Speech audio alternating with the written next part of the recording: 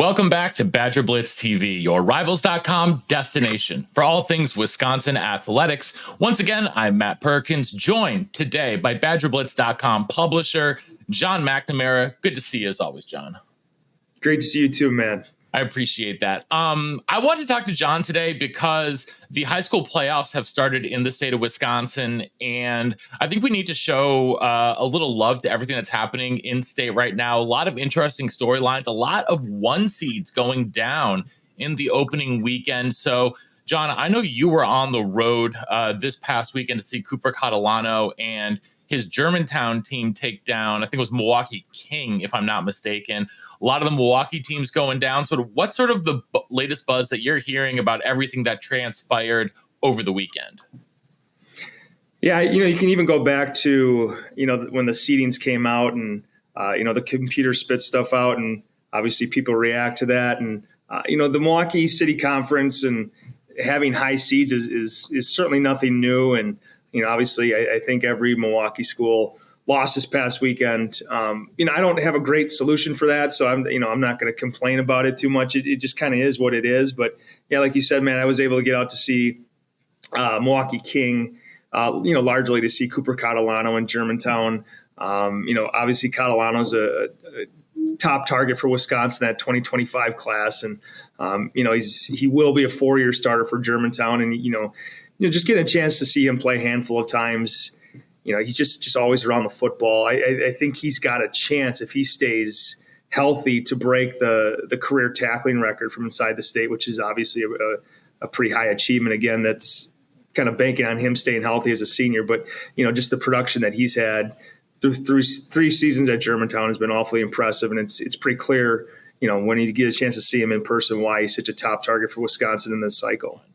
The Milwaukee schools, though, were not the only top seeds to go down. I know Hudson went down this weekend as well as a top seed. What do you think is accounting for all of these, all these schools going down early? I mean, is it just bad seeding or is it something bigger? Are we getting more sort of parity across the state? What's going on?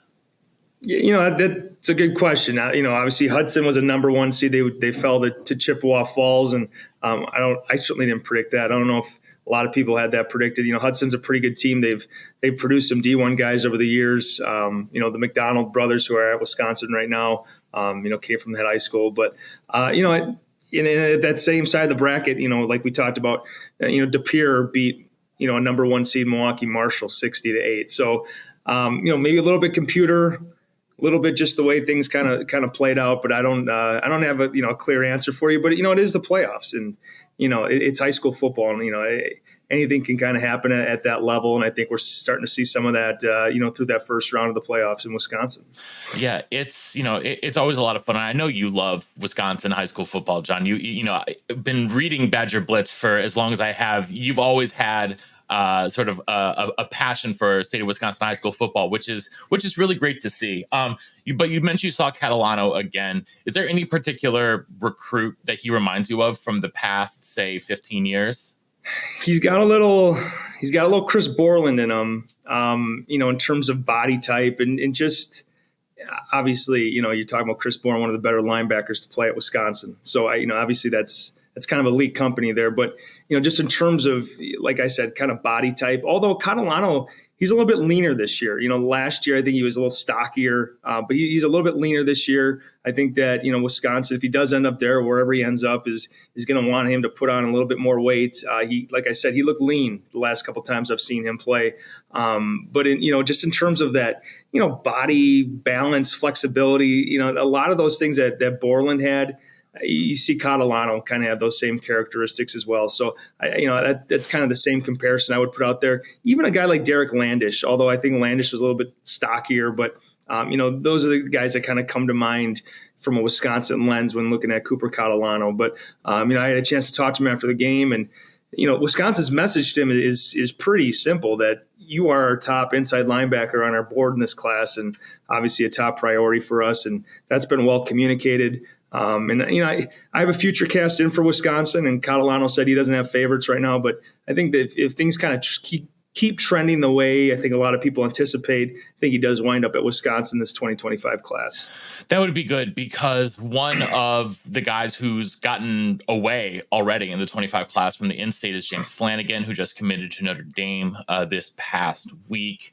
With Flanigan off to the Irish, where do you think they turn next? I know there's some eyes on in-state tight end Jackson McCurdy, but it feels like they're in a pretty good spot with some out-of-state kids as well. Yeah, that's kind of my thought, is that, they'll look nationally. I wouldn't expect another in-state offer to go out there. So again, you look at a guy like Brock Schott, who was on campus, last weekend, and he's been there, I think, no less than 4 times. Marshall Pritchett will be on campus again, I believe, for that Nebraska game. He's from Georgia. There's some family connection there. I believe his dad played for Barry Alvarez when he was at Notre Dame. Ryan Gia, a tight end from Georgia's there as well. So I think nationally, and then even Clint just came out with an article about Landon Pace, the 2025 tight end from Missouri. He's a little undersized, 6'3" and about 220 pounds. I don't know necessarily if he projects to tight end. Obviously that's the position that Rivals has him at. But maybe he could play a few different spots. But I think nationally Wisconsin feels pretty good about the targets that they do have. So I don't necessarily know that, Flanigan, probably a guy that they've known about for a while that was trending towards, Notre Dame. I don't think that changes their board a whole lot from what their board has been for the last month or so. And, they may not be done at tight end in the 2024 class. I'll just leave it at that too. So maybe not a huge position of need in 2025. Yeah, it'll be interesting to see what happens there and how the tight end recruiting really evolves here, because I feel like the athletes that are targeting at tight end are very different than a lot of the guys that were recruited in the past 5 years under Paul Chryst, Joe Rudolph, Mickey Turner, and the rest of those guys who were in charge of that position. Especially with, I imagine they'll be looking to, probably get a little bit more athletic as they get more and more up tempo. Let's though move to this coming weekend. The Ohio State game. Badgers, have been loading up on prospects coming in for what is, poised to be at least a hopefully fun experience off the field, if not on the field, depending on which Wisconsin team shows up and which Ohio State team shows up. But they've got some big names coming in. What's the latest on guys that are having come visit for the Ohio State game this weekend? Yeah, every year, the staff, whether it's, Luke Fickell's group or Paul Chryst group, Brett Bielema's group, whatever it might be, you kind of circle one game and you try to get, a lot of your top targets there. And a lot of times it's a night game, obviously, with the way Wisconsin presents itself, the way that Camp Randall presents itself, and also travel. Guys are playing games on Fridays, and it's sometimes tough to get that turnaround, to hit on an 11 a.m. game the following day, especially if you're coming from outside the state. So, this Ohio State game is, really the one that Wisconsin's had penciled in for a while. So, you expect a lot of guys to be there. A lot of the names are on the message board there, but Christian Pierce, who is a 2025 linebacker. That name may sound familiar because Wisconsin had a commitment from his older brother who wound up at Michigan. Tariq Hare is scheduled to make his second visit. A 4-star kid from that Washington, D.C. area. He was on campus in the summer and obviously making his return trip there. And, Colin Hitcher's done a real nice job in his recruitment. There's a handful of other guys, from inside the state, like we've been talking about. Trey Poteet is scheduled to be there, 4-star cornerback from Verona, and he's having a monster junior season. Big reason why, Verona is one of the favorites, I would say, in the Division I field there. Jalen Williams, kid coming from Illinois as well. Probably, he stacks up with, all the defensive line targets that Wisconsin has in that 2025 class. He's that talented. He's got obviously, the schools in the Midwest after him, but, in addition to a lot of SEC schools there as well. But, Wisconsin's done a nice job in his recruitment early. Michael Carroll's a big 4-star offensive tackle from Pennsylvania that's scheduled to be there. And, Cooper Catalano, we've talked about, will be there as well. The list kind of just goes on. And, usually around Thursday, a list kind of falls into my lap as well. So we'll make sure that, those names get onto the message board as soon as I get them. And that you kind of get that official list that Wisconsin expects to be there as well. Yeah. Rowan Byrne, I think, is a name to watch out for there. 4-star offensive lineman. I think he's still scheduled to be there.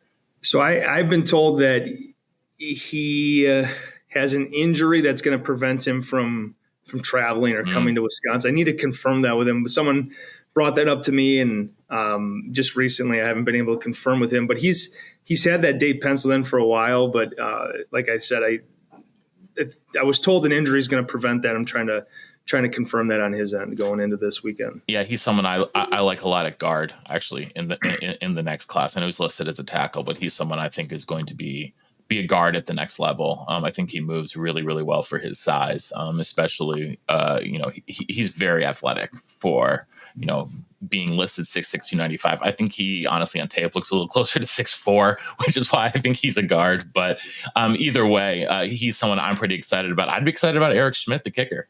Man, we're seeing how crucial special teams is with, the Badgers are finally on the receiving end of someone kicking the ball out of bounds in this game against Illinois this past weekend. And instead of Wisconsin kicking them out of bounds it's already been 5 times this year that we've seen the opening kickoff, or not the opening kickoff, but a kickoff go out of bounds. So, 100%, you put a guy like Vakos out there who you expect to make it from, 45 yards in, 50 yards in, and you feel reasonably good about that. I mean, that's a big luxury to have. As a punter, everyone's seen what Torrey Taylor does for Iowa. Oh yeah. I don't know if Eric Schmidt's Torrey Taylor, but yeah, just to completely change the game. I don't know if not to go back to visit the Iowa game, but I don't know that I've seen a specialist at any level change the game like Iowa's punter did. I know. In that 504 yards of punts. It was amazing. Truly, I'm not poking fun at it. No. Truly amazing what he was able to do. It's a skill that is, super useful when you have a good defense like Iowa. And a bad offense. Especially, you need it when you got the bad offense. But, yeah. All right. Well, I think we're going to wrap it up there. But, John, just wanted to talk to you about, sort of state of Wisconsin stuff going on, because it's a fascinating playoffs. Now it's truly wide open in a lot of the divisions. And we'll be excited as it, winnows down and the teams get to Camp Randall and for state title games. Yeah, headed to Marquette on Friday night to see Marquette Bayport. Obviously, Bayport has Landon Gauthier, so getting a chance to see him play live, I'm excited about that. That should be a good matchup. If I had to guess, I'd say Marquette has a slight edge, but those are 2 real good programs in round 2, so it should be a good, pretty good battle there at I think Hart Park there in Wauwatosa. Oh, yeah. Well, I hope you enjoy that. I know that you will. I know that everyone is enjoying the coverage at BadgerBlitz.com. Head on over to the website and make sure you're subscribed if you're watching this.